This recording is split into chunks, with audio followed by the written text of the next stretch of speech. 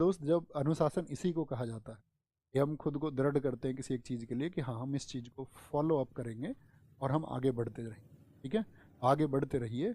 और बाकी आप जानती हैं रविदास जी की रहती है, उनके आदर्शों को भी आपको अपनाना है।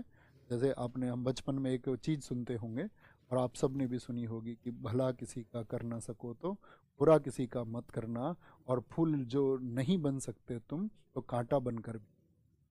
बड़ी महत्वपूर्ण बात है और इसमें बहुत बड़ी शिक्षा छिपी हुई है। यानी कि आप, ठीक है कि आपकी वजह से किसी का भला नहीं हो पा रहा है, तो आप अपनी राय किसी के लिए राय भी देते हैं, तो राय चंद तो सब होते ही हैं देश में, आप जानते ही हैं।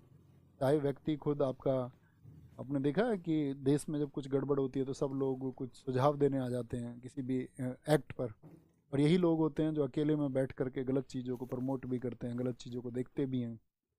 और फिर ऐसे समाज में जब शब्दों के सार्वजनिक होने की बात आती है तो सबसे अच्छी छवि उन्हीं की हो जाती है। लेकिन आप सबके सामने कैसे बनकर रहना चाहते हैं वो बड़ी महत्व की बात नहीं है। जैसे मान के चलो मैं आपको ऐसा लगता हूँ कि अ, शायद बहुत अच्छा हूँ और मैं अपने निजी जीवन में अगर अच्छा नहीं हूँ, तो कोई फ़ायदा नहीं है फिर मेरे उस अच्छे बनने का।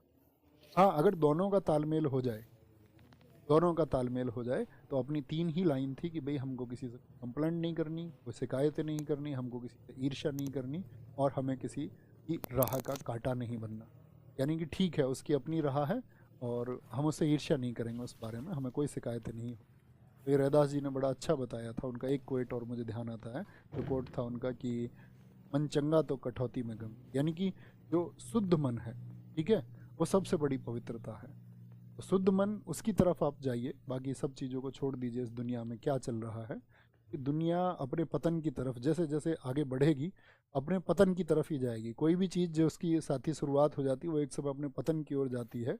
तो आप कितना भी प्रयास कर ले, समाज ऐसा हो जाएगा, वैसा हो जाए, समाज ऐसा होना चाहिए, सोसाइटी इतनी अच्छी होनी चाहिए, उतनी बेहतर होनी चाहिए, आपके सोचने से कुछ नहीं होगा।